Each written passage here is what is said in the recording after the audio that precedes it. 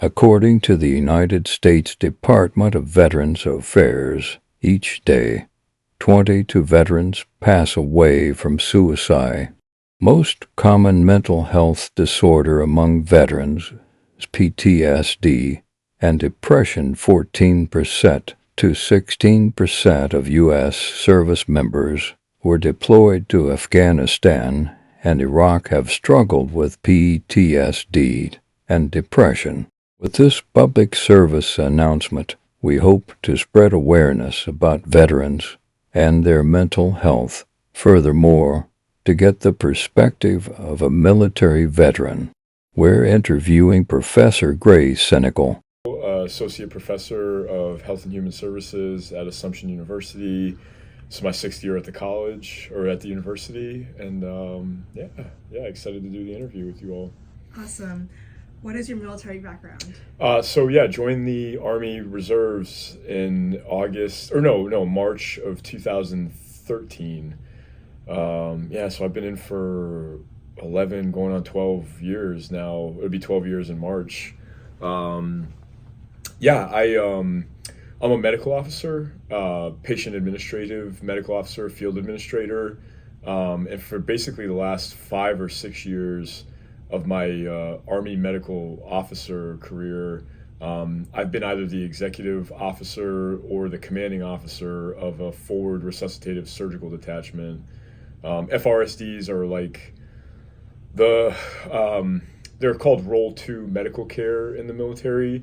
What that means is, like, Role 1 is the point of injury medical care. So like your buddy puts a tourniquet on you if you get shot, right? And then the first place you go to for medical treatment is the FRSD unit. So we see a lot of patients, and we train to see a lot of patients who are right off the battlefield injury. And we basically do damage control surgery and damage control resuscitation, and then package those patients quickly and get them on to like a bigger hospital after that. But it's stop the bleed and keep the air moving. Wow. Yeah, that's the work. So yeah, I've been really fortunate to be in FRSDs for the last 6 years, in a leadership role for the last 6 years, and really fortunate to have deployed with one, and then really fortunate to have had a cool mission to Chad, Africa with one this past summer. So. Wow, that's awesome. Yeah, thanks. Next question: what are the effects of mental health stigma on veterans? That's a really good question. I think it's getting better. I think things are getting better. I think veterans, on an anecdotal level, in my unit level and with people I know, people are more open to talking about struggles. They're more open to saying that they need help. The walls are starting to come down a bit, I think. But when you talk about military communities, you're talking about competitive, proud, hardworking people, who a lot of them don't have a college education, maybe have never even heard the word mental illness or post-traumatic stress disorder. You know what I'm saying? In anything at any point in their life, and all that stuff is kind of foreign. It's kind of foreign to to their background and experience. So I think for some, there's not only like stigma around like looking weak. If everybody in the military understands if you like slip a disc in your back or get like a major knee injury that like you can't be in the fight, and you can't train. But yeah, there's definitely still some stigma around like, well, no, I'm suffering from post-traumatic stress. I can't do my job right now. I still think there's like a lot of stigma around that side of it. I don't know how different it is in the military versus just regular society. There's still a lot of like even in just any job, there's probably still a lot of stigma around that. Or I'm quite certain there is. Maybe a little bit more so in the military, just because it's like such a competitive environment, and I'd imagine from unit to unit it's probably a little different. Like, I'm in a medical unit. Most people in a medical unit like are pretty familiar with with what these injuries are, so that like the soldiers are more inclined to be aware of it, talk about it. But I'd imagine if I was in like the 82nd Airborne, or something like that, Or like, a Navy SEAL, like, it's probably not like, it's probably not like let's sit down and talk about our mental health a lot. I can't imagine that's like a big part. I mean, these people are out in the field doing field training exercises for weeks at a time, shooting stuff, blowing stuff up. Nobody wants to, I mean, it's very hard to talk about being depressed or being anxious or being hypervigilant, stuff like that. But there's been so much suicide in the community. There's so many veterans and service members have died by suicide, or ended up with comorbid addiction and substance use disorder as a result. Lost marriages, lost families. That I think people know it's a real thing and it's a problem. And there's definitely been more work to try to educate and support around it. So I mean, I've seen a change in the almost 12 years I've been in. So Definitely. Thank you. yeah. Approximately 60% of veterans who would benefit from mental health services do not engage in the care, which is greatly influenced by stigma. What are some common coping mechanisms seen among veterans? Well, there's healthy coping mechanisms, and then there's maladaptive coping mechanisms, right? The healthy coping mechanisms are usually things like exercise, hiking, going to the range, getting back together with friends that you deployed with or served with, right? And you feel a connection and camaraderie with. And then there's maladaptive coping, which is alcohol, right? Aggression, antisocial tendencies, right? Like that's the other side of it. When people leave, even if they're not going through trauma, it can just be hard to leave. It can be hard to just be out there in the world that's not the military world. And there's a lot of cool nonprofits right now that are doing a lot of good work with like taking veterans on hikes, taking veterans fishing, getting animals, getting pets to veterans, getting veterans back together in communities and like letting them get away together. All that stuff's great and seems really adaptive. But, there's also like definitely the other side of the story, which is like, drugs, mostly alcohol, and antisocial tendencies that people fall into as a way of like trying to make sense of the loss. So, yeah. Alcohol use disorder is the most common substance use disorder among veterans. 11% of veterans who have accessed medical services through the Department of Veterans Affairs struggle with a substance use disorder. Greater than 80% or 90,000 veterans abuse alcohol. About 27% or about 300,000 veterans abuse illicit drugs. Approximately 7% or close to 80,000 veterans abuse alcohol and illicit drugs. What do you think are the barriers preventing veterans from seeking mental health treatment? That's a really good question. Some of them are like bureaucratic. I think pretty highly of the VA. I know like not a lot of people do. People have different opinions on the VA. I have a mostly positive opinion of the VA. I think the VA does a pretty good job of trying to manage the healthcare of millions of people. Like, it's a really big task, trying to manage like everything from World War II veterans to GI Bill, post 9/11 GI Bill vets, who are right off the battlefield, so they have a big job. It's a hard job. They've done a lot in the last 20 years to modernize the VA. But anytime you're talking about like a government bureaucracy, you're going to talk about red tape and process.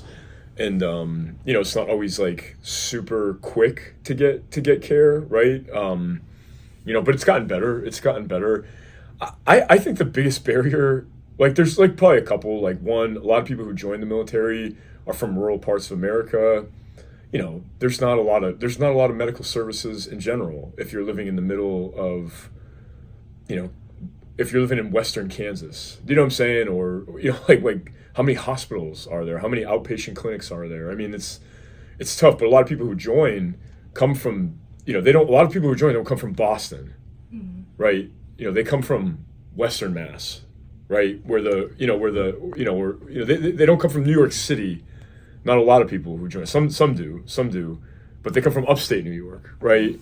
We're rural West Virginia, Appalachia, right? So I mean, the healthcare services, in those parts of America, they're poor for everybody, not just for veterans. They're poor for everybody. So the lack of access is a big deal there.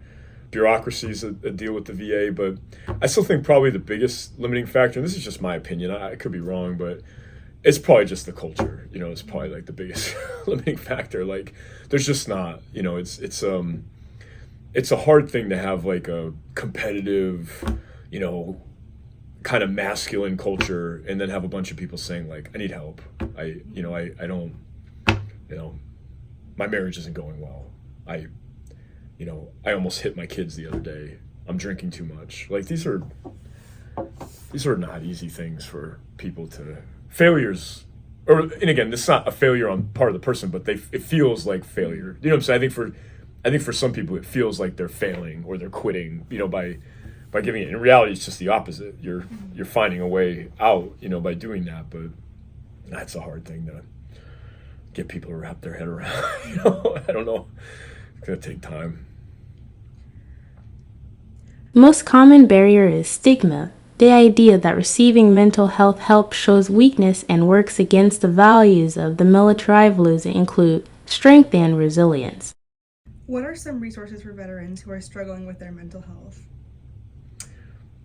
The VA has incredible resources. Right here in Worcester, there's on Park Ave, there's a medical facility called the Vet Center. It's literally right across from the record store, on Park Ave, right by Elm Park. If you are a combat veteran with a DD-214, you walk in there and get free healthcare. You get free psychotherapy. You get free psychotherapy. No questions asked. Oh, here's your paperwork. Here's a therapist. Your appointment's in 10 days. They're incredible. Yeah, they do incredible work. I don't know if everybody knows about it. I don't know if everybody, and even if people know about it, I don't know if they're willing to utilize it. But there are a lot of good resources. I mean, Walter Reed Hospital is like a phenomenal healthcare facility. They're doing some of the top-notch, not just medical healthcare, but mental healthcare. Some of the most effective clinical trials in the world, are being done there. So there's stuff, there's stuff. But again, like, where's the Vet Center? It's in Worcester. It's not in Pittsfield.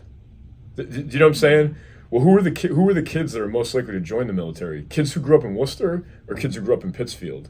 Kids who grew up in Pittsfield. Now, that doesn't mean some kids from Worcester don't join. They do. I'm from here. I joined, right? There are people that I serve with who are from this area, but most of the people that I serve with, they're from rural parts of not just America, but even rural parts of New England, the more rural parts of New England. So if my buddy who grew up in Pittsfield, settled in Pittsfield, joined the military when I did, wants to go to the Vet Center, he's got to drive, 90 minutes or whatever, 75 minutes to get to his appointment, whereas I got to drive 10 minutes to get to my appointment. So who's more likely to go? So there are great facilities. I know the VA is starting to try to do a lot more with telehealth right now. And they've done a nice job with that too. But again, telehealth is, it's a little hit or miss. Do people want to do therapy through Zoom? Some people do. And for some people that actually lowers the stigma because you don't have to go into the office, and see people, but it's also can be a little alienating, to be on your computer getting psychotherapy. So, but no, I mean, the VA is not a bad system. It's just, there's parts of the bureaucracy and the culture that, make it hard for folks. Here are some resources for veterans. Veterans Crisis Line 1-800-738-55, the Vest for Warriors, and the Stop Soldier Suicide. And the common therapy techniques for veterans with PTSD include exposure therapy, cognitive processing therapy, trauma-focused cognitive behavioral therapy, and eye movement desensitization and reprocessing. How do you suggest we can spread awareness on veteran mental health? Spread awareness? Yes, how do you suggest we can spread awareness on veteran mental health? Well, that's a good question. You mean like people who are in the military or students on campus and Anyone, just to get the word out there. I yeah, guess. yeah. Man, that's a good question. Well, it obviously depends on what access to power you have, right? If you're working for the government, you can, you have a lot more of ability to spread awareness than maybe, you and I at the local level. I mean, what I do is I talk about it a lot in my classes with my students. And any chance I get in a conference or something like that, or even in my unit, I try to, I try to make sure that I give like the mental resiliency talks in my unit, which we have to do annually, to make sure that like as a commander, my soldiers know that I can talk about this. I can talk about it. And if I can talk about it, hopefully they realize that they can talk about it. But outside of that, that's a tough question. Spreading awareness is it's a big task. Takes a lot of money, takes a lot of platform, and unless you have platform, like big platform, you just got to really do things on the local level. What I would probably suggest on the local level, I guarantee you that someone in your family is connected to the military in some way, or connected to somebody who's connected to the military in some way. If you see your aunt or your uncle or your cousin at Thanksgiving and something feels off, something looks off, the conversations are different, stay with them, talk to them. Don't be like turned off by it. Do you know what I'm saying? Like I think a lot of times might be like, well, I wasn't in the military, so I don't know. And he's, I'm going to stay away from that uncle or that aunt or that cousin who's like, just a little prickly right now. They want someone to talk to, and they need someone to talk to, and they need solidarity and connection. Try not to run from it. Like try to do the best you can to sit in the awkward tension, and see if they'll talk. And I think that's probably like the best thing you could do on like a local level. But on a macro level, I'd say I try to make a ton of money, and and run for politics, or something. Run for some legislative seat, and get funds and fund nonprofits and advertise for nonprofits and get the word out. You know what I'm saying? Like do all that stuff. But outside of having those types of levers of power, I'd say focus on the people in your life and try to make sure that they know that you love them and that you honor their service, no matter how complicated or scary some of those stories might be to hear. Definitely. Well, thank you for allowing us to interview you. This was a great experience. We definitely learned a lot from it. Yeah. Well, thanks so much for the time. I appreciate your concern for the community. And thanks so much for doing this. To help spread more awareness, you can go on www.ba.gov, reach/spread the word. Another resources to help spread more awareness, you can go on www.mentalhealth.ba.gov, spread the word